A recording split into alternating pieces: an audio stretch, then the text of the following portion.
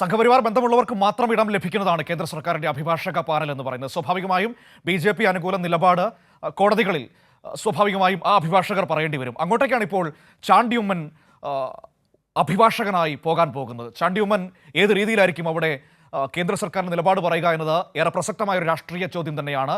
ചാണ്ടി ഉമ്മൻ ഈ വിഷയത്തിൽ മറുപടി പറയുന്നത് അംഗീകാരമായി കാണുന്നുവെന്നാണ്. നിയമനം മെറിറ്റിന്റെ അടിസ്ഥാനത്തിലാണെന്നും ചാണ്ടി ഉമ്മൻ കൈരളി ന്യൂസിനോട് പറഞ്ഞു. ചാണ്ടി ഉമ്മൻ കേന്ദ്ര സർക്കാരിന്റെ അഭിഭാഷക ലിസ്റ്റിൽ ഉൾപ്പെട്ട വിഷയം പാർട്ടി പരിശോധിക്കുമെന്ന് തിരുവഞ്ചൂർ രാധാകൃഷ്ണൻ. ചാണ്ടി ഉമ്മൻ അറിഞ്ഞുകൊണ്ട് ലിസ്റ്റിൽ ഉൾപ്പെടാൻ അപേക്ഷിക്കുമെന്ന് കരുതുന്നില്ലെന്നും ഇക്കാര്യത്തിൽ ചാണ്ടി ഉമ്മൻ തന്നെ മറുപടി പറയണമെന്നും തിരുവഞ്ചൂർ വ്യക്തമാക്കി. എന്താ സംഭവം എന്നുള്ളത് പാർട്ടി ലീഡർഷിപ്പാണ് നോക്കുന്നത്. ശ്രീ ചാണ്ടി ഉമ്മൻ പുതിയ MLA ആണ്. നിങ്ങൾ അദ്ദേഹത്തോട് തന്നെ ചോദിച്ചോളൂ. അദ്ദേഹം കൃത്യമായി അതിൻ്റെ വിശദീകരണം നൽകും. സർക്കാർ വക്കീലന്മാരെ നിയമിക്കുന്നത് മെറിറ്റിന്റെ അടിസ്ഥാനത്തിലാണോ എന്ന് advocate KP Anilkumar.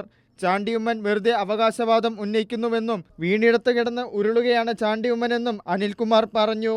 PSC UPSC ഒന്നും അല്ലല്ലോ ഇത് പാനൽ രൂപീകരിച്ചത്. BJPയുടെ ദേശീയ നേതൃത്വമല്ലേ, BJPയിലെ നിയമമന്ത്രാലയമല്ലേ. അവര് മെറിറ്റിന്റെ അടിസ്ഥാനത്തിലാണ് എല്ലാ കാര്യങ്ങളും ചെയ്യുന്നത്. അപ്പൊ ഇതൊക്കെ എല്ലാവർക്കും അറിയാവുന്ന കാര്യങ്ങളല്ലേ. അപ്പൊ ആടിനെ പട്ടിയാക്കുന്ന സ്വഭാവം കോൺഗ്രസ്സുകാർക്ക് പണ്ടേ ഉള്ളതാണ്. ആ ഒരു സ്വഭാവം കൊണ്ട് വില പോവില്ല എന്ന് പറയാൻ എനിക്ക് ആഗ്രഹിക്കുന്നതാണ്. കാരണം മെറിറ്റിന്റെ അടിസ്ഥാനത്തിലാണോ എല്ലാവരും വക്കീലന്മാരെ വയ്ക്കുന്നത്? അല്ലല്ലോ. അപ്പൊ സ്വാഭാവികമായി ആ വാദമുഖം തെറ്റാണ്. പിടിച്ചു നിൽക്കാൻ വേണ്ടി എന്താ പറയാ, ഏതായാലും വീണിനിപ്പാട് ഉരുളാം എന്നുള്ള നിലപാടാണ് ഇതിനകത്തൂടെ കാണുന്നത്. എന്നാൽ വിഷയത്തിൽ കേന്ദ്ര സർക്കാരിന്റെ അഭിഭാഷക പാനലിൽ ഉൾപ്പെട്ടത് അംഗീകാരമായി കാണുന്നുവെന്ന് ചാണ്ടി ഉമ്മൻ. നിയമനം മെറിറ്റ് അടിസ്ഥാനത്തിലാണെന്നും ചാണ്ടി ഉമ്മൻ കൈരളി ന്യൂസിനോട് പറഞ്ഞു. News desk, Kairali news.